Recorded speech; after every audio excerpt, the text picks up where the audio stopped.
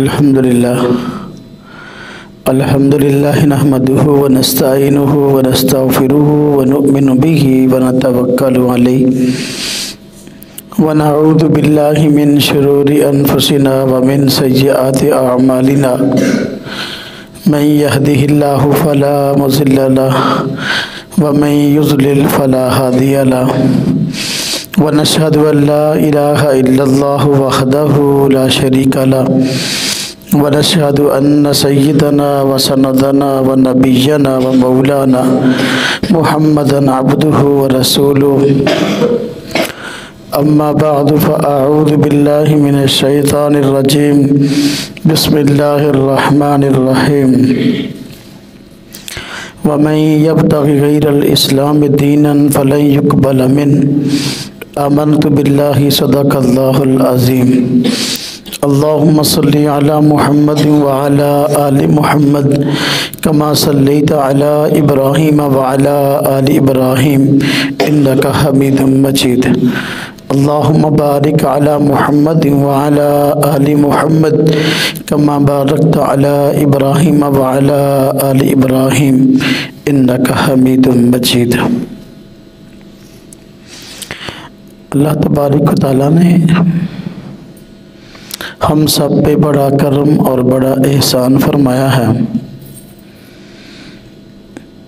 اللہ پاک کی ہم سب پر اتنی نعمتیں اور اتنے احسانات ہیں کہ اگر ہم شمار کرنا چاہیں تو شمار نہیں کر سکتے۔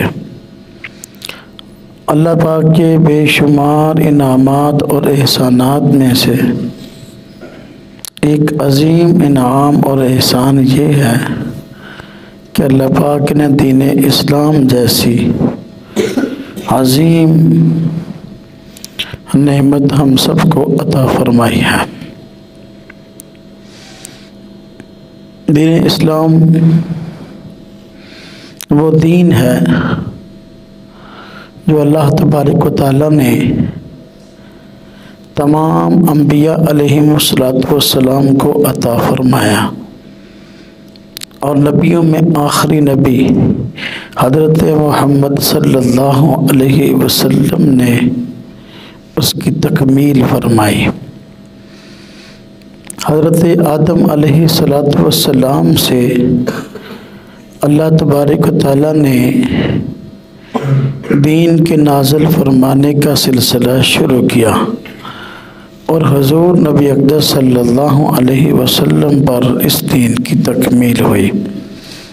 اس لیے اللہ تبارک و تعالیٰ نے حضور نبی پاک صلی اللہ علیہ وسلم پر یہ آیت کریمہ نازل فرمائی، الیوم اکملت لکم دینکم واتممت علیکم نعمتی ورضیت لکم الاسلام دینا۔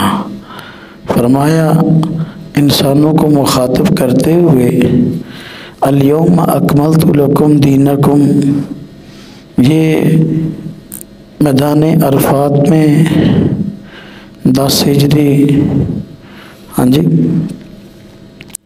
عرفہ کے موقع پر یہ آیت نازل ہوئی ہے، الیوم اکملت لکم دینکم۔ اللہ پاک فرماتے ہیں آج میں نے تمہارے لیے تمہارا دین مکمل کر دیا، وَأَتْمَمْتُ عَلَيْكُمْ نِعْمَتِي، اور دین والی اپنے اس نعمت کو میں نے تم پر پورا کر دیا، وَرَضِيتُ لَكُمُ الْإِسْلَامَ دِينًا، اور تمہارے لیے دین اسلام پہ راضی ہو گیا۔ تو دین اسلام کی تکمیل آخری نبی حضرت محمد مصطفیٰ صلی اللہ علیہ وسلم پر ہوئی ہے۔ کچھ باتیں دین کی ایسی تھیں جو فروعات سے تعلق رکھتی تھی، اور سابقہ نبیوں پر ان کا نزول ہوا تھا، اللہ پاک نے اپنے حکمت کے تحت ان کو منسوخ فرما دیا اور بہت ساریوں کو باقی رکھا۔ لیکن چونکہ سابقہ کتب اپنی اصلی حالت پر باقی نہیں رہی تھی، اس لیے دین اسلام کو سابقہ امتوں نے مشکوک بنا دیا۔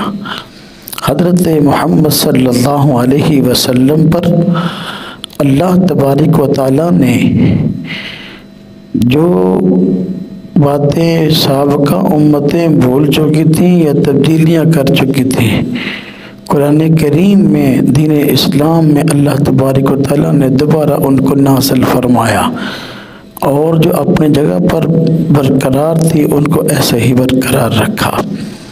باہر کیا دین اسلام تمام انبیاء علیہم السلام کا دین ہے، اور اللہ تبارک و تعالیٰ نے حضور نبی اکرم صلی اللہ علیہ وسلم پر اس کی تکمیل فرما کر جو اس وقت موجودہ مذاہب مسخ حالت میں موجود تھے، تو ان مذاہب کی علمی اور دینی حیثیت کو ختم کر دیا اور فرما دیا کہ ان الدین عند اللہ الاسلام، کہ دین اب اللہ تبارک و تعالیٰ کے ہاں قابل قبول و اسلام ہے۔ وَمَن يَبْتَغِ غَيْرَ الْإِسْلَامِ دِينًا فَلَن يُقْبَلَ مِنْهُ، اور یہ بھی فرما دیا کہ جو بندہ اب دین اسلام کے علاوہ کوئی اور دین اختیار کرے گا تو اس سے کبھی قبول نہ ہوگا۔ اللہ تبارک و تعالیٰ نے دین اسلام کو قبول کرنے کا حکم کیوں دیا؟ وجہ اس کی یہ کہ سابقہ قومیں، سابقہ امتیں دین اسلام کی روح کو بھول چکی تھیں اور اپنی زندگی سے نکال چکی تھی، اور جو ان کے پاس کتابیں تھیں ان میں بھی تبدیلی کر چکی تھی۔ اللہ تبارک و تعالیٰ نے حضور نبی پاک صلی اللہ علیہ وسلم پر دین اسلام کو نازل فرمایا، اور جو باتیں مزید نازل فرمانی تھی وہ بھی نازل فرما دی، اور دین کی تکمیل فرما دی، اور جو باتیں سابقہ امتیں چھپاتی تھی دین کی وہ بھی اللہ تبارک و تعالیٰ نے ظاہر فرما دی۔ اب اعلان فرما دیا کہ اسی دین کو اختیار کرو گے تو یہ قبول ہے۔ اور اس وجہ سے بھی کہ سابقہ امتوں نے دین میں تبدیلیاں کر کے اس کو ہدایت کا نام دیا، اس کو حق کا نام دیا، اللہ تبارک و تعالیٰ نے دین اسلام کو نازل کر کے ان کے باطل ہٹکنڈوں، باطل نظریات اور فرسودہ رسومات کی بھی تردید فرما دی۔ بہرکیف دین اسلام آج پوری دنیا میں اپنی ایسی امتیازی خصوصیات رکھتا ہے کہ دین اسلام کے علاوہ موجودہ جو آج مذاہب پائے جاتے ہیں، کوئی خصوصیت بھی جو اسلام میں ہے وہ ان کے اندر نہیں پائی جاتی۔ دین اسلام میں اللہ پاک نے بہت سی ایسی خصوصیات رکھی ہیں جو اس وقت لوگ دین لیے پھرتے ہیں یا مذاہب لیے پھرتے ہیں، ہاں جی، تو ان میں وہ خصوصیات نہیں پائی جاتی۔ اس لیے دین اسلام دور جدید کا عظیم دین ہے۔ دین اسلام دور جدید کا عظیم دین ہے۔ وقت اور حالات کے تقاضوں کے مطابق یہی چل سکتا ہے۔ اس کی 5 وجوہات ہیں۔ نمبر 1، دین اسلام یہ عالمی دین ہے، اس کی تعلیمات عالمی ہیں، سارے جہانوں کے لیے ہیں۔ اس سے پہلے جو دین تھے مذاہب تھے ان کی تعلیمات عالمی نہیں تھی، یا اب بھی اگر کوئی پایا جاتا ہے مسخ شدہ حالت میں تو اس کی تعلیمات عالمی نہیں ہیں، سارے جہان کے لیے نہیں ہیں۔ سابقہ انبیاء کی تعلیمات یا تو کسی قوم کے لیے، خاص قوم کے لیے، خاص خطے کے لیے، خاص علاقے کے لیے، خاص افراد کے لیے تھی، لیکن حضور نبی پاک صلی اللہ علیہ وسلم اور آپ کے دین کی تعلیمات سارے جہان کے لیے، بلکہ سارے جہانوں کے لیے ہیں۔ اس لیے اللہ تبارک و تعالیٰ نے قرآن کریم میں حضور نبی پاک صلی اللہ علیہ وسلم کے متعلق فرمایا وَمَا أَرْسَلْنَاكَ إِلَّا رَحْمَةً لِلْعَالَمِينَ، کہ بے شک ہم نے آپ کو سارے جہانوں کے لیے رحمت بنا کے بھیجا ہے۔ سارے جہانوں کے لیے رحمت کس طرح بنایا؟ نبی کا وجود اپنی امت کے لیے رحمت ہوتا ہے، اس لیے کہ اللہ تبارک و تعالیٰ نبی پر ایسی تعلیمات نازل فرماتے ہیں جو انسانوں کے لیے فائدہ ہی فائدہ ہوتی ہیں۔ تو چونکہ حضور پر اللہ پاک نے ایسی تعلیمات نازل فرمائیں جو ساری کی ساری انسانیت کے لیے فائدہ کے فائدہ تھی، اس لیے آپ سارے جہان کے لیے، سارے جہانوں کے لیے رحمت للعالمین ہیں۔ قرآن کریم میں اللہ تبارک و تعالیٰ نے حضور نبی اقدس صلی اللہ علیہ وسلم کو فرمایا وَمَا أَرْسَلْنَاكَ إِلَّا كَافَةً لِلنَّاسِ، بے شک ہم نے آپ کو سارے کے سارے انسانوں کے لیے رسول بنا کے بھیجا ہے۔ تو دین اسلام کی پہلی خاصیت اور خوبی یہ ہے کہ یہ سارے کے سارے جہانوں کے لیے ہے، کسی خاص خطے کے لیے نہیں، کسی خاص قوم کے لیے نہیں، کسی خاص فرد کے لیے نہیں، کسی خاص جگہ کے لیے نہیں، بلکہ حضور نبی پاک صلی اللہ علیہ وسلم کا خود اپنا فرمان بھی ہے فضلت علی الانبیاء بست، ہاں جی، مجھ کو دوسرے نبیوں پر 6 وجہ سے فضیلت ہے۔ تو آپ نے خود فرمایا کہ ارسلت الی الخلق کافہ، میں ساری کی ساری انسانیت کے لیے رسول بنا کے بھیجا گیا ہوں۔ آپ صلی اللہ علیہ وسلم ساری انسانیت کے لیے رسول کیوں ہیں اور کیسے ہیں؟ پہلے لوگ ایک خطے کے لیے، ایک علاقے کے لیے، ایک قوم کے لیے تھے، اب ضرورت کیوں پیش آ گئی کہ ایسا نبی بھیجا جائے، ایسا دین نازل کیا جو ساری دنیا کے لیے کافی ہو؟ وجہ اس کی یہ ہے کہ آج سے پہلے، اس دور سے پہلے سابقہ ادوار میں پوری دنیا میں ایک دوسرے سے رابطہ کرنا بہت مشکل تھا۔ ذرائع ابلاغ ایسے نہیں تھے جو آج ہیں۔ آج پوری دنیا میں اگر کوئی بندہ اپنے پیغام کو پہنچانا چاہتا ہے، اس کے لیے حالات اور وسائل پیدا ہو گئے ہیں۔ بندہ اپنے گھر میں بیٹھ کے، بندہ ایک جگہ پہ بیٹھ کے، ہاں جی، نیٹ کے ذریعے سے پوری دنیا میں اپنی بات کر سکتا ہے۔ تو بیٹھا ایک جگہ پر ہے لیکن بات اس کی پوری دنیا میں سنی جا رہی ہے۔ اب یہ سہولت آج کے دور سے پہلے نہیں تھی۔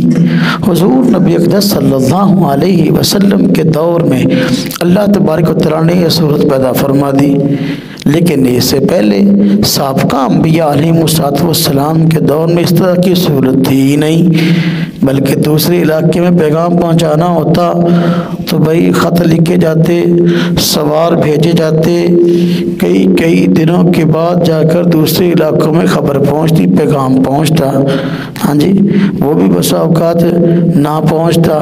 تو ذرائع ابلاغ ایسے نہیں تھے کہ پوری دنیا میں بات پہنچانا آسان ہو، دین کی بات پہنچانا آسان ہو، لیکن اللہ تبارک و تعالیٰ نے حضور نبی اقدس صلی اللہ علیہ وسلم کے دور میں پوری دنیا کے اندر دین کی بات پہنچانا آسان فرما دیا، ذرائع ابلاغ اللہ پاک نے پیدا فرما دیے، اب پوری دنیا میں دین کی بات پہنچانا مشکل نہیں رہا۔ تو اس لیے آپ صلی اللہ علیہ وسلم کو اللہ پاک نے سارے جہان کے لیے نبی بنا کے بھیجا، کیونکہ اب سارے جہان میں دین کی بات پہنچانا آسان ہو گیا۔ اب اگر کوئی بندہ بات کرے، وہ کہے جی کہ دیکھو اگر دین اسلام کی بات بندہ پوری دنیا میں پہنچا سکتا ہے، بیٹھ کے بات کر سکتا ہے انٹرنیٹ پہ، تو پھر عیسائیت کی بات بھی تو کر سکتا ہے۔ وہ کون سا دنیا میں نہیں پہنچ سکتی؟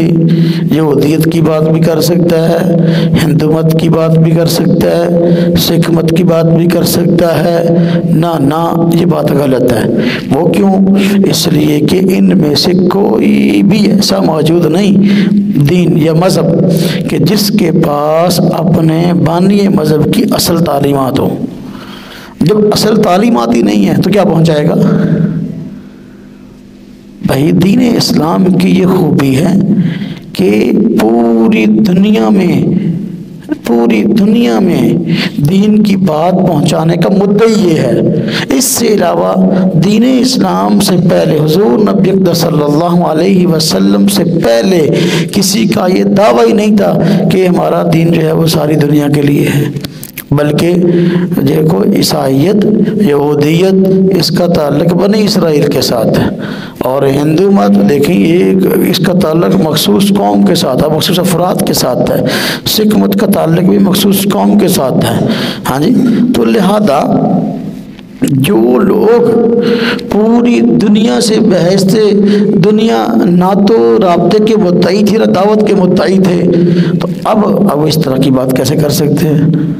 حضور نبی صلی اللہ علیہ وسلم سے پہلے کوئی پیغمبر ایسے نہیں آئے کہ جنہوں نے یہ دعویٰ کیا ہو کہ میری تعلیمات سارے جہان کے لیے ہیں۔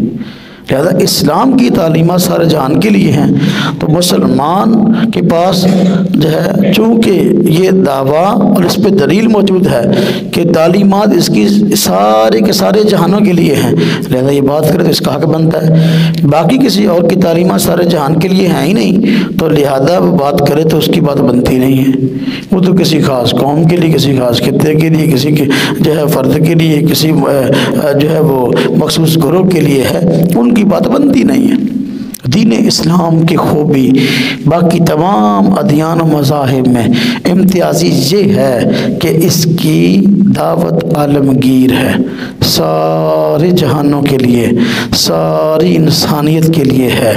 دین اسلام کے علاوہ اور کسی کی بھی یہ خصوصیت نہیں کہ اس کی تعلیمات سارے جہانوں کے لیے۔ نمبر 2، دین اسلام کی عظیم خوبی یہ بھی ہے جو باقی ادیان اور مذاہب میں نہیں پائی جاتی کہ اس کی تعلیمات محفوظ ہیں۔ اس دین اسلام کے بانی، اس دین اسلام کے رسول مبلغ حضرت محمد مصطفیٰ صلی اللہ علیہ وسلم نے جو تعلیمات اللہ تبارک و تعالیٰ سے لے کر انسانیت کو عطا فرمائی، وہ اپنی جگہ کامل اور مکمل محفوظ ہے۔ یہ دین اسلام کی خصوصیت ہے۔ دین اسلام کے علاوہ کوئی دین اور مذہب ایسا نہیں، خواہ وہ جو ہے وہ دین سماوی کے قائل ہوں یا نہ ہوں، کسی کے پاس بھی اپنے مذہبی مبتدا اور مذہب کے بانی کی تعلیمات موجود ہوں، ایسا ہے ہی نہیں۔ عیسائیت کے پاس عیسیٰ علیہ السلام کی اصل تعلیمات ہے ہی نہیں۔ آج عیسائیت جو دین اٹھائی پھرتی ہے، جو کتابیں اٹھائی پھرتی ہے، نہ ان کا حضرت عیسیٰ سے تعلق ہے، نہ ان تعلیمات کا، نہ ان نظریات کا۔ یہودی جو کتاب اٹھائے پھرتے ہیں، نہ اس کا حضرت موسیٰ علیہ السلام سے تعلق ہے نہ ان کی تعلیمات سے تعلق ہے۔ ہندو اور سکھ جو کتابیں اٹھائے پھرتے ہیں، اب پہلی بات تو یہ ہے کہ ان کے مذہب کے بانیوں کا کسی صحیح اور معتبر ذرائع سے نبی ہونا ثابت نہیں ہے، پھر ان تعلیمات کا خود خلاف شریعت ہونا، خلاف عقل ہونا ثابت ہے، تو بات کیسے کر سکتے ہیں کہ بھئی یہ جو ہے وہ تعلیمات اصلی بھی ہیں اور جو ہے وہ واقعی ان کی بھی، اور وہ واقعی جو ہے اللہ کے پیغمبر تھے۔ میرے بھائیوں، میرے دوستوں، میرے عزیزوں، اللہ تبارک و تعالیٰ نے ہم سب پہ بڑا کرم اور بڑا احسان فرمایا کہ ہمیں ایسے پیغمبر صلی اللہ علیہ وسلم عطا فرمائے کہ جن کی تعلیمات محفوظ ہیں، ایسا دین عطا فرمایا کہ جن کی تعلیمات محفوظ ہیں۔ یہ دین اسلام کی خوبی ہے کہ اس کی تعلیمات ساری کے ساری محفوظ ہیں۔ دین اسلام کے علاوہ کوئی دین ایسا نہیں جس کی ساری کی ساری تعلیمات محفوظ ہوں، تو لہذا وقت کے تقاضوں کے مطابق دور جدید کا اگر کوئی دین اور مذہب ہو سکتا ہے تو وہ دین اسلام ہے۔ دین اسلام کے علاوہ اور کسی دین میں اور مذہب میں یہ خاصیت نہیں ہے کہ وہ وقت کے تقاضوں کو پورا کر سکے اور اس دور کے اندر چل سکے، لوگوں کی رہنمائی کر سکے۔ دین اسلام کی تیسری عظیم خوبی یہ ہے کہ اس کے بانی کے حالات اور واقعات اور مکمل تعارف اور مکمل زندگی بھی محفوظ ہے۔ اس کے علاوہ اور جتنے بھی ادیان ہیں یا مذاہب ہیں اور ان کے ماننے والے ہیں، ان کے پاس اپنے دین و مذہب کے بانی کا تفصیلی تعارف اور تفصیلی حالات محفوظ نہیں ہیں۔ ہمارے پاس حضرت محمد مصطفیٰ صلی اللہ علیہ وسلم جو کہ دین اسلام کو متعارف کرانے والے، لے کے آنے والے، تو ان کے مکمل حالات موجود ہیں، اور اس پر الحمدللہ علماء اسلام نے ایک نہیں، دو نہیں، تین نہیں، کئی سینکڑوں کے اعتبار سے کتابیں لکھی ہیں حضور نبی اقدس صلی اللہ علیہ وسلم کی مبارک سیرت پر، جس میں آپ صلی اللہ علیہ وسلم کی 24 گھنٹے کی زندگی، پیدائش سے لے کر وفات تک کے حالات سارے کے سارے محفوظ کر دیے ہیں۔ اور اللہ تبارک و تعالیٰ نے محفوظ کیسے کیے کہ اللہ پاک نے امت محمدیہ میں ایک ایسا فن ایجاد فرمایا اور ان کو ایجاد کرنے کی توفیق عطا فرمائی، جس فن کو فن اسماء الرجال کہتے ہیں۔ اسماء الرجال کا مطلب وہ لوگ کہ ان افراد کی نشاندہی کہ جنہوں نے حضور نبی اقدس صلی اللہ علیہ وسلم کے حالات ہم تک پہنچائے، وہ بندے کون تھے، ان بندوں کا تعارف، ان بندوں کے تعارف پر مبنی مستقل ایک فن وجود میں آیا، جس فن کا وجود اسلام سے پہلے دنیا میں تھا ہی نہیں، اس کو فن اسماء الرجال کہتے ہیں۔ 1 لاکھ سے زیادہ افراد ایسے ہیں کہ جنہوں نے حضور نبی اقدس صلی اللہ علیہ وسلم کی مبارک سیرت، مبارک حالات کو محفوظ کیا تو اور ہم تک پہنچایا۔ اور اسلام کا ایک کارنامہ یہ ہے، عظیم کارنامہ یہ ہے، جن لوگوں نے حضور نبی اقدس صلی اللہ علیہ وسلم کے حالات کو ہم تک پہنچایا تو ان کے حالات بھی تاریخ میں مسلمانوں نے محفوظ کر دیے۔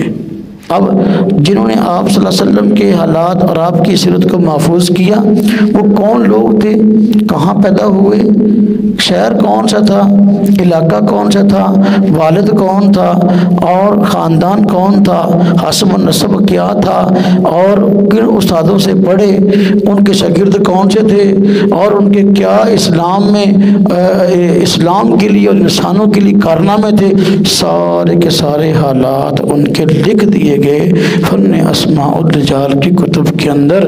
تو 1 لاکھ سے زائد وہ بندہ ہے جنہوں نے آپ صلی اللہ علیہ وسلم کے حالات کو محفوظ کیا اور انسانیت تک آگے منتقل کیا۔ خود ان کے حالات الحمدللہ دین اسلام میں محفوظ کر دیے گئے، اور ہمارے علماء نے اس پر کئی بڑی بڑی جلدوں میں کتابیں لکھ دی۔ ہاں جی، تہذیب الکمال، میزان الاعتدال، تہذیب و تہذیب، یہ بڑی بڑی کتابیں آ گئی الحمدللہ۔ تو یہ چیز ہے جو دین اسلام کے علاوہ کسی اور دین میں مذہب میں نہیں پائی جاتی، کہ جو تمہارے دین کے بانی، اس دین کو لے کر آنے والے، متعارف کروانے والی شخصیت ہیں، یعنی حضرت محمد مصطفیٰ صلی اللہ علیہ وسلم، ان کے مکمل حالات الحمدللہ محفوظ ہیں۔ یہ دین اسلام کی خوبی ہے، اس کے علاوہ کسی اور کی خوبی نہیں ہے۔ آج عیسائیوں کے پاس عیسیٰ علیہ السلام سے متعلق کچھ باتیں ہیں، اور ان میں سے ہیں بھی اکثر غلط، جو خلاف عقل اور نقل معلوم ہوتی ہیں۔ ہاں جی، خود ان کے اپنی مذہبی کتابوں سے بھی ان کے غلط ہونے پر دلائل موجود ہیں۔ تو جو حالات ان کے پاس عیسیٰ علیہ السلام کی موجود ہیں، اس کی کوئی سند موجود نہیں ہے کہ واقعی عیسیٰ علیہ السلام نے یہ بات ارشاد فرمائی، اس کی کوئی سند ان کے پاس نہیں ہے۔ الحمدللہ اگر ہمیں آپ صلی اللہ علیہ وسلم کے وضو کا طریقہ بھی پہنچا ہے نا، کہ آپ صلی اللہ علیہ وسلم وضو کیسے کرتے تھے، آپ صلی اللہ علیہ وسلم کھانا کیسے کھاتے تھے، آپ صلی اللہ علیہ وسلم جو ہے قضائی حاجت سے باہر آتے تو کون سے کلمات کہتے تھے، جاتے تو کون سے، وہ بھی سند ہم تک پہنچا ہے۔ یعنی ہم سے لے کر حضور نبی پاک صلی اللہ علیہ وسلم تک ایک مستقل سلسلہ اور زنجیر اور کڑی ہے، جو کہ ایک دوسرے سے ملی ہوئی ہے۔ ہم بتا سکتے ہیں ہم سے لے کر حضور نبی پاک صلی اللہ علیہ وسلم تک جو بات ہم تک پہنچی ہے، کتنے واسطے ہیں، اور کوئی واسطہ درمیان میں شارٹ نہیں ہے، اور بندے بھی ایسے ہیں جو اس بات کو نقل کرنے والے ہمارے ہاں معتبر لوگ ہیں۔ ہماری اسماء الرجال کی کتابوں میں باقاعدہ اس بات کی وضاحت ہے کہ بھئی جو بندہ معتبر ہے، جو بندہ اچھا ہے، اچھے کردار، اچھے اخلاق کا مالک ہے، اس سے ہم حضور کی بات لیں گے۔ جو اچھے کردار اور اچھے اخلاق کا مالک نہیں ہے، اس سے ہم حضور کی بات نہیں لیں گے۔ لہذا اس کے لیے بندوں کو جانچنا پڑا، پرکھنا پڑا۔ اللہ پاک نے بڑے بڑے امت مسلمہ میں ائمہ پیدا فرمائے، جن کو اللہ پاک نے یہ صلاحیت عطا فرمائی، جنہوں نے سینکڑوں میل کا سفر کر کے بندوں کو جا کے پرکھا کہ یہ بندہ حضور کی بات ہم تک پہنچا رہا ہے، بندہ کیسا ہے۔ یہ نعمت دین اسلام کے علاوہ کسی اور دین کے پاس موجود نہیں ہے۔ عیسائی عیسیٰ علیہ السلام کی بات کرتے ہیں، لیکن عیسیٰ علیہ السلام کی باتیں جو کرتے ہیں ان کے پاس اس بات کی کوئی سند نہیں کہ واقعی انہوں نے عیسیٰ علیہ السلام سے مضبوط ذرائع سے سنی ہے یا نہیں۔ کوئی ان کے پاس اس چیز کی سند اور ثبوت موجود نہیں ہے کہ واقعی عیسیٰ کی باتیں ہیں کسی اور کی، کسی اور نے بند کمرے میں بیٹھ کے لکھ دی ہیں۔ جس طرح کہ ہم کہتے ہیں پولس عیسیٰ علیہ السلام کا آپ کی زندگی میں سخت مخالف تھا، اور جب مرا تو اب مرنے سے پہلے اس نے عیسائیت قبول کرنے کا ناٹک کیا، تو عیسیٰ علیہ السلام کی تعلیمات کو بگاڑ کر لوگوں کے سامنے پیش کیا، حتیٰ کہ آج اثر رسوخ کی بنا پر اس نے جو ہے یہ کیا کہ پوری دنیا کے اندر عیسیٰ علیہ السلام کی تعلیمات کے علاوہ جو غلط نظریات تھے ان کو دنیا میں پھیلا دیا۔ آج مصیبت یہ ہے جو عیسائیت پائی جاتی ہے، ان کا عیسیٰ علیہ السلام کی تعلیمات سے دور کا ہی واسطہ نہیں ہے۔ اس بندے نے عیسیٰ علیہ السلام کو دیکھا ہی نہیں، بن دیکھے مخالف تھا۔ عیسیٰ علیہ السلام جو اللہ پاک نے ان کو آسمان پہ اٹھا لیا، اس نے ایسی خام کا ڈرامہ رچایا کہ میں نے عیسائیت قبول کر لی ہے، اور پھر ایسے نظریات عیسیٰ علیہ السلام کے سر تھوپ دیے، اور اس کو جھوٹے کئی طرح کے مکار حکمران مل کے جن کے ساتھ مل کر انہوں نے اپنے حکومت کے زور پر، اپنی طاقت کے زور پر غلط نظریات کو ان پر مسلط کر دیا۔ تو یہودی حضرت موسیٰ علیہ السلام کا اپنے آپ کو پیروکار کہتے ہیں، لیکن حضرت موسیٰ علیہ السلام کی جو تعلیمات ان کے پاس موجود ہیں، وہ واقعی حضرت موسیٰ علیہ السلام کی اس بات کا ثبوت ان کے پاس موجود نہیں ہے۔ کوئی ان کے پاس اس چیز کی سند نہیں ہے۔ الحمدللہ ہمیں آپ صلی اللہ علیہ وسلم کی بات پہنچی ہے، چھوٹی سے چھوٹی، بڑی سے بڑی بات کی الحمدللہ ہمارے پاس سند موجود ہے۔ یہ دین اسلام کی خوبی ہے جو باقی کسی اور دین میں نہیں پائی جاتی، کہ اسلام کی مکمل تعلیمات الحمدللہ جو اس کے بانی ہیں حضرت محمد مصطفیٰ صلی اللہ علیہ وسلم، تعلیمات بھی محفوظ ہیں اور اور بانی تعلیمات حضرت محمد صلی اللہ علیہ وسلم کی سیرت اور آپ کے حالات بھی محفوظ ہیں۔ یہ تیسری اسلام کی عظیم خوبی ہے۔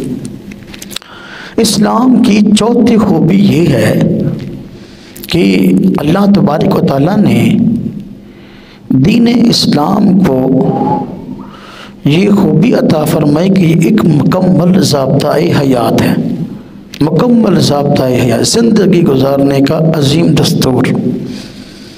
زندگی کا کوئی شعبہ ایسا نہیں کہ جس کے متعلق دین اسلام میں رہنمائی نہ ملتی ہو، ہر شعبے سے متعلق رہنمائی ملتی ہے، بخلاف دوسرے دینوں کے کہ وہ چند موٹی موٹی رسومات جن کا بانی مذہب سے دین سے کوئی تعلق نہیں، اور چند ایسے غلط نظریات جن کا بانی دین سے کوئی تعلق نہیں، وہ ان کے ہاں پائے جاتے ہیں، اور باقی زندگی کے جتنے شعبے ہیں تو ان کے پاس اپنے دین اسلام، اپنے دین کے بانی کی اس سلسلے میں کوئی تعلیمات موجود نہیں۔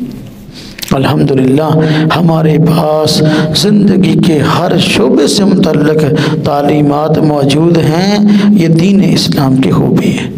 اب دیکھو، صبح کو اٹھنے سے لے کر رات سونے تک جتنے اعمال کرتے ہیں سب کے متعلق رہنمائی دین اسلام میں موجود ہے۔ حتیٰ کہ رات کو سونا ہے تو سونا کیسے ہے، سونے سے لے کر اٹھنے تک کیا معاملات ہیں، وہ بھی آپ صلی اللہ علیہ وسلم کے ذریعے ہم تک پہنچے ہیں۔ تو پوری کی پوری انسان کی زندگی کیسے ہو، گھر کی زندگی کیسی ہو، باہر کی زندگی کیسی ہو، عبادات کیسی ہوں، معاشرات کیسے ہوں، اخلاق کیسے ہوں، ہاں جی، تو ہر اعتقادات کیسے ہوں، ہر ایک شعبے سے متعلق رہنمائی ملتی ہے۔ لیکن ان کے ہاں ایسی کوئی بھی، جتنے بھی مذاہب اس وقت پائے جاتے ہیں، کسی کے ہاں بھی اس طرح کی تعلیمات ہر شعبہ زندگی سے متعلق موجود نہیں ہیں۔ آج کاروبار کی بڑھتی ہوئی شکلیں، پھیلتے ہوئے مختلف نظریات، ہاں جی، جدید تجارتی شکلیں، ہاں جی، آپ دیکھ لیں، ان کے متعلق رہنمائی اسلام میں تو ملتی ہے، اور اس کے اسلام کے علاوہ کسی اور دین میں رہنمائی ملتی نہیں ہے۔ کاروبار، اللہ پاک نے قرآن کریم کے اندر کاروبار کے متعلق بنیادی اصول بتا دیے، یا ایھا الذین آمنوا لا تاکلوا اموالکم بینکم بالباطل، باطل طریقے سے ایمان والو ایک دوسرے کا مال نہ کھاؤ۔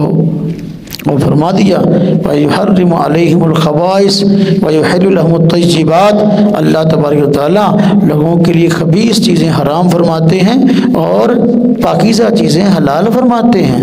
اب حرام و حلال کی تمیز، خبیث اور اچھی چیز کی تمیز، یہ اسلام کی خوبی اور خاصیت ہے، اسلام کے علاوہ کسی کے اندر یہ خاصیت نہیں پائی جاتی۔ تو اللہ تبارک و تعالیٰ نے یہ خصوصیت اسلام کو عطا فرمائی ہے۔ ایک دوسرے کے ساتھ معاملات کیسے، معاشرت کیسے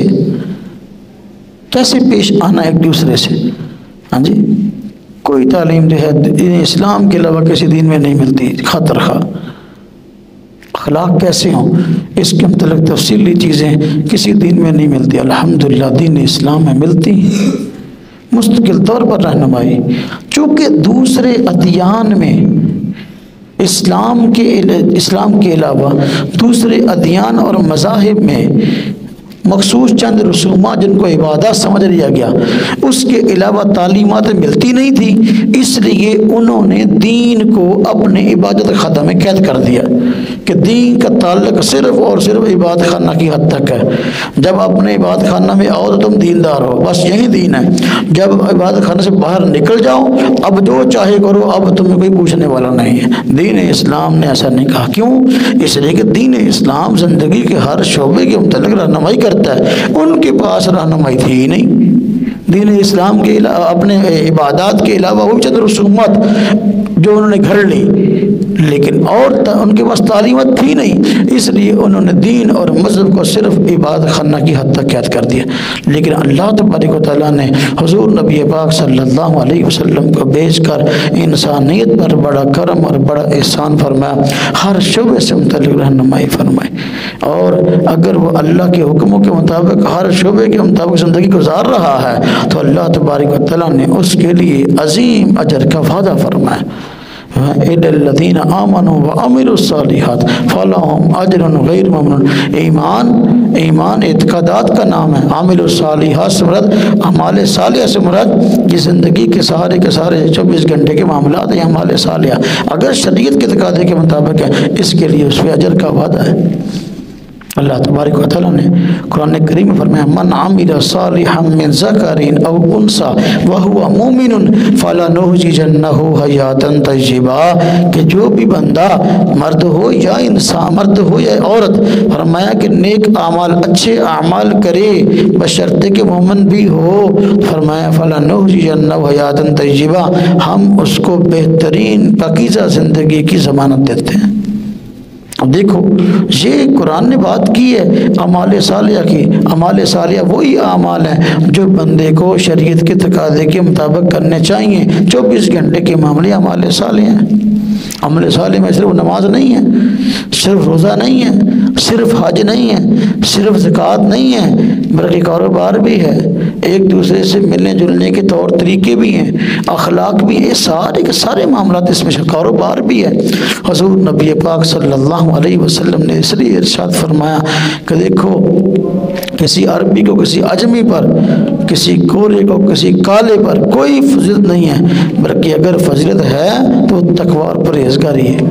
تقوی اور پرہیزگاری کی بنا پر ہے. تقوی اور پرہیزگاری کس چیز کا نام ہے؟ اللہ کے حکموں کو ماننے کا، اللہ کی نافرمانی سے بچنے کا. چونکہ اوروں کے پاس یہ چیزیں تھی نہیں اس لیے انہوں نے دین اور مذہب کو مسجد کی حد تک محدود کر دیا. لیکن حضور نبی پاک صلی اللہ علیہ وسلم جو دین لے کے آئے تو آپ صلی اللہ علیہ وسلم نے مکمل رہنمائی فرمائی، حتیٰ کہ تاجر کو یہاں تک خوشخبری سنائی التاجر الصدوق الامین مع النبیین والصدیقین والشہداء والصالحین. فرمایا کہ جو سچا امانت دار تاجر ہے اگر یہ اسی طرح کاروبار کرتا ہے امانت دیانت کے ساتھ، کل قیامت کے دن اس کا حشر نبیوں، سچوں اور شہیدوں اور صالحین کے ساتھ ہوگا. تو یہ دین اسلام کی خوبی ہے کہ یہ مکمل ضابطۂ حیات ہے، اس کے علاوہ کسی کی اور خوبی نہیں ہے. دین اسلام کی 5ویں عظیم خوبی یہ ہے کہ یہ دور جدید کا ایسا دین ہے کہ جو موجودہ دور کے تقاضوں کے مطابق چل سکتا ہے. باقی اور کوئی دین اس وقت موجودہ دور کے تقاضوں کے مطابق نہیں چل سکتے. آج جو غیر مسلم ہے نا، غیر مسلم ہیں، اسلام پر اعتراضات کرنے والے تو نت نئی ایجادات پر محنت کر کے چیزیں وجود میں لا رہے ہیں، ایجادات کر رہے ہیں. تو اب اگر دیکھا جائے تو ان کے پاس اپنی مذہبی کتابوں میں کوئی ایسا مواد موجود نہیں ہے. ان کی بنیاد قرآن کریم ہے. قرآن کریم سے مطالعہ کر کے وہ یہاں تک پہنچ رہے ہیں، وگرنہ ان کی اپنی مذہبی کتابیں اس طرف رہنمائی کرتی نہیں، بلکہ وہ آج سیدھی ان کی تحقیقات کے خلاف نظر آتی ہیں.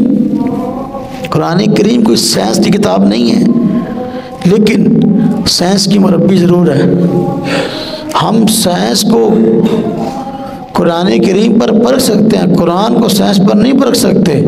قرآن کریم میں اللہ تبارک و تعالیٰ نے تخلیق کے عالم کے متعلق اور بہت ساری چیزوں کی حقیقت کے متعلق ایسی باتیں ارشاد فرمائی ہیں کہ جو وقت گزرنے کے ساتھ ساتھ واقعی سچ ثابت ہو رہی ہیں، اور سائنس دن گزرنے کے ساتھ ساتھ اس کی تائید کر رہی. قرآن نے جو کہا وہ سچ کہا. تو الحمدللہ قرآن دین اسلام ایسا دین ہے جو دور حاضر کے تقاضوں کے مطابق چلتا نظر آتا ہے. دین اسلام کے علاوہ کسی اور کے پاس یہ صلاحیت ہی نہیں ہے کہ وہ اس دور کے تقاضے کے مطابق چل سکے. قرآن ایسی تخلیق کے عالم کے متعلق جو ہے وہ معلومات فراہم کرتا ہے اور کوئی دین کرتا ہی نہیں ہے.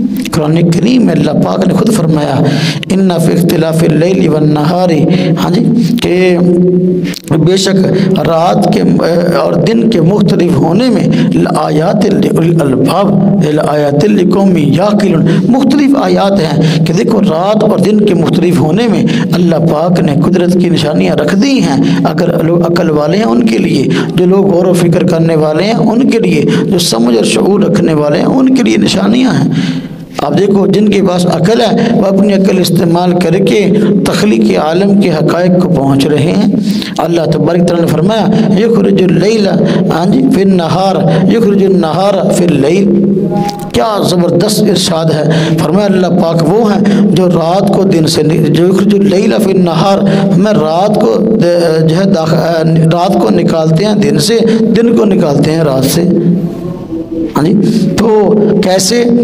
ایک وقت ایسا آتا ہے کہ راتیں بڑی ہوتی ہیں اور دن چھوٹے ہوتے ہیں، اور ایک وقت ہوتا ہے کہ دن بڑے ہوتے ہیں راتیں چھوٹی ہوتی ہیں۔ سردیوں کے موسم میں رات بڑی ہوتی ہے اور دن چھوٹا ہوتا ہے، اور گرمیوں کے موسم میں دن بڑا ہوتا ہے اور راتیں چھوٹی ہوتی ہیں۔ گرمی کے موسم میں راتیں جو ہے وہ چھوٹی ہوتی ہیں، دن بڑے ہوتے ہیں، لیکن جو ہی سردیاں آنی شروع ہوتی ہیں وہ حصہ جو دن کا ہوتا ہے آہستہ آہستہ رات میں شامل ہونا شروع ہو جاتا ہے۔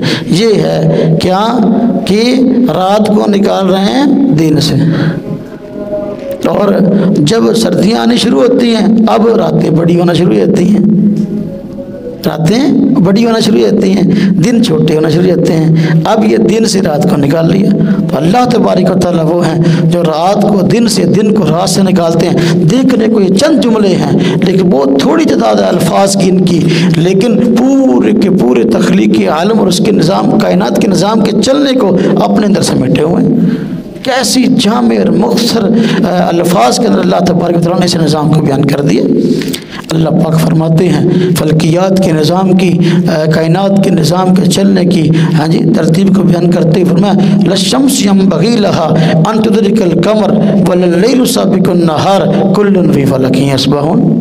للشمس ينبغي لها ان تدرك القمر، سورج کی یہ اوقات نہیں ہے کہ وہ چاند سے آگے بڑھ جائے، چاند کا ایک اپنا نظام ہے اور سورج کا ایک اپنا نظام ہے۔ فرمایا اللیل سابق النہار، نہ رات کی جرت ہے کہ وہ دن سے پہلے آ جائے، ایسا نہیں ہے۔ تو دیکھو کل فی فلک یسبحون، ہر ایک اپنے اپنے محور پہ گھوم رہا ہے، ہر ایک اپنے اپنے نظام کے تحت چل رہا ہے۔ تو دیکھو یہ دور جدید کا عظیم مذہب ہے اسلام، جو تخلیق کے عالم کے متعلق اور کائنات کے نظام کے چلنے کے متعلق اللہ تبارک و تعالیٰ نے جو باتیں ارشاد فرما دی، آج کی سائنس ان کو جھٹلا نہیں سکتی۔ قرآن اور ایسی تعلیمات بائبل میں کہاں ہیں؟ تورات و زبور اور انجیل جو آج اٹھائے پھرتے ان میں کہاں ہیں؟ یہودیوں کی گیتا اور اس میں، سکھوں کی گرنتھ اس میں کہاں ہے؟ یہ صرف اور صرف قرآن میں ہے، یہ صرف اور صرف حضور کے فرمان میں ہے۔ قرآن کریم میں اللہ تبارک و تعالیٰ نے فرمایا ہے پہاڑوں کے متعلق وَجَعَلْنَا الْجِبَالَ أَوْتَادًا، ہم نے بنایا ہے پہاڑوں کو میخیں، پہاڑوں کو میخیں بنایا۔ اب میخ کا کام کیا ہوتا ہے؟ کیل کا کام کیا ہوتا ہے؟ اس کو ٹھونک کر کسی چیز کو مضبوط کیا جاتا ہے۔ تو آج کی سائنس یہ کہتی ہے کہ واقعی جو قرآن نے کہا وَجَعَلْنَا الْجِبَالَ أَوْتَادًا کہ پہاڑوں کو میخیں بنایا گیا، بالکل اس کی وہی حیثیت ہے جب زمین پیدا نہیں ہوئی تھی تو یہ زمین ہچکولے کھاتی تھی اور اس زمین پر ٹہرنا اور زندگی گزارنا مشکل تھا۔ اللہ تبارک و تعالیٰ نے پہاڑوں کو پیدا کیا اور میخوں کی طرح زمین میں گاڑ دیا۔ اب اس کے ذریعے سے زمین کی وہ حرکت، وہ جنبش ختم ہو گئی جس کے ذریعے سے اس پر رہنا مشکل تھا۔ اب زمین کی وہ حرکت ختم ہو گئی جو نامناسب یا انسان کے ٹھہرنے کے لیے غیر مناسب تھی، وہ حرکت ختم ہو گئی۔ اب زمین پر رہنا انسان کے لیے آسان ہو گیا۔ آج کی سائنس یہ کہتی ہے وَجَعَلْنَا الْجِبَالَ أَوْتَادًا، جو قرآن نے فرمایا کہ پہاڑوں کو ہم نے میخیں بنایا، یہ پہاڑ اگر ہم اس کی تہہ تک چلتے جائیں یہ جتنے اوپر نظر آتے ہیں اس سے کہیں زیادہ نیچے زمین کے اندر گھسے ہوئے ہیں۔ جو نیچے نیچے چلتے چلے جاتے ہیں تو یہ باریک ہوتے چلے جاتے ہیں، حتیٰ کہ پہاڑ کی جڑ تک جب بندہ بہت زیادہ کھدائی کر کے پہنچے گا، دیکھے گا تو نیچے بالکل یہ اس حالت کے اندر ہیں جس طرح کے ایک کیل ٹھوکی ہوئی ہوتی ہے، جس طرح کی ایک کیل ٹھوکی ہوئی ہوتی ہے۔ وہ پنجابی میں کہتے ہیں نا، مچ بننے واسطے کٹا بننے واسطے کلا ٹھوکی دا، جب کلا ٹھوکی دا نا تو کلے نے پہلے کٹی دا، قلعے کو گھٹتے ہیں اس کے ساتھ کلاڑی کے ساتھ، ہاں جی درانتی کے ساتھ اس کو ذرا تھوڑا باریک کرتے ہیں، تو پھر وہ زمین کے اوپر اس کو رکھ کر اوپر سے مارتے ہیں، وہ ٹھوکتا ہے نیچے، اب جو ہے نا اس پر جانور کو باندھتے ہیں۔ یہ پہاڑ بالکل نیچے جا کر بالکل اسی طرح قلعے کی طرح ٹھونکے کی طرح جو ہے نا وہ بالکل جا کے نیچے باریک ہو جاتے ہیں۔ قرآن کریم میں اللہ تبارک و تعالیٰ نے فرمایا وَجْعَلْنَا الْجِبَالَ أَوْتَادًا، پہاڑوں کو ہم نے میخے بنایا۔ اسلام کی خوبی ہے کہ اسلام سائنس کی بات بھی کرتا ہے، جدید تقاضوں کی بات بھی کرتا ہے، تخلیق عالم کی بات بھی کرتا ہے، کائنات کے نظام کے چلنے کی بات بھی کرتا ہے، زندگی کے ہر شعبے کی بات کرتا ہے۔ تو یہ دور جدید کا عظیم دین اور مذہب اگر کوئی موجود ہے تو وہ دین اسلام ہے۔ دین اسلام کے علاوہ کسی اور دین کی یہ خوبی نہیں ہے کہ وہ وقت کے تقاضے کے مطابق چل سکے، وگرنہ بعض باتیں آج عیسائیوں کی کتابوں میں اور یہودیوں کی کتابوں میں پائی جاتی ہیں جن کو وہ دین سمجھ کر جو ہے وہ بیان کرتے ہیں، لیکن اس کا آج کی سائنس سے کیا تعلق، عقل سے بھی تعلق نہیں ہے۔ جب بندہ پڑھتا ہے تو بندہ حیران ہوتا ہے کہ بھئی یہ کیسی بات کی گئی ہے، اس کا تو حقیقت سے تعلق ہی نہیں، مجھے کا خیز باتیں۔ یہی وجہ کہ آج کے سائنسدان جو بہت سارے ایسے ہیں جنہوں نے سائنسی تحقیقات کی، وہ پہلے عیسائی تھے لیکن جدید سائنسی تحقیقات کے بعد ان لوگوں نے اسلام کو قبول کر لیا۔ انہوں نے دیکھ لیا کہ آج کی عیسائیت اور اس کی مذہبی کتابیں، یہودیت اور ان کی مذہبی کتابیں بالکل سائنس کا ساتھ نہیں دیتی، بلکہ ان میں خلاف سائنس خلاف عقل باتیں لکھی ہوئی ہیں۔ اس لیے ان لوگوں نے یہودیت کو چھوڑ کر، عیسائیت کو چھوڑ کر ان لوگوں نے اسلام قبول کر لیا اور انہوں نے برملا اظہار کیا۔ قرآن کریم کے اندر، اسلامی کتب کے اندر جو باتیں آج پائی جاتی ہیں، تحقیقات پائی جاتی ہیں، واقعی یہ عین عقل کے مطابق بھی ہیں اور واقعی سائنس کے مطابق بھی ہیں۔ اس لیے وہ مورس بوکائلی کے نام سے سائنسدان گزرا ہے، تو اب وہ پہلے عیسائی تھا لیکن اس نے کتاب لکھی ہے بائبل قرآن اور سائنس کے نام سے، آپ پڑھیں بندے کی عقل حیران رہ جاتی ہے۔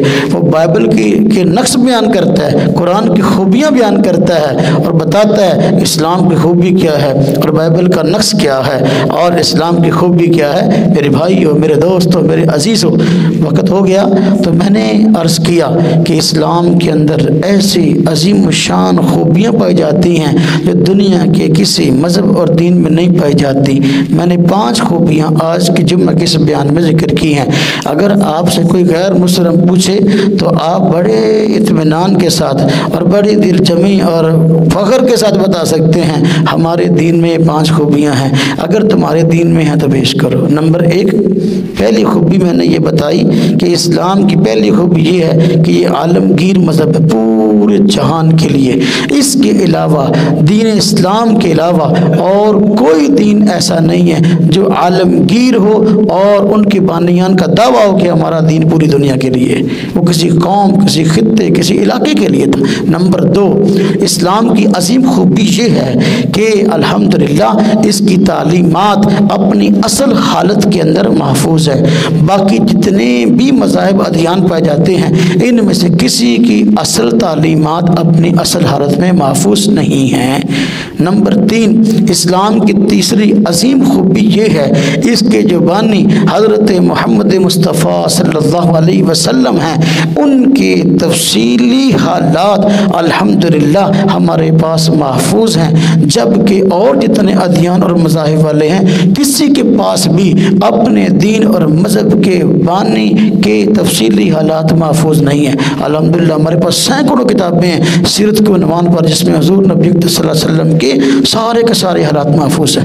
نمبر 4، اسلام کی چوتھی خوبی یہ ہے کہ اسلام ایک مکمل ضابطہ حیات ہے، یعنی زندگی کے ہر شعبے سے متعلق رہنمائی فراہم کرتا ہے بنسبت دوسرے ادیان اور مذاہب کے۔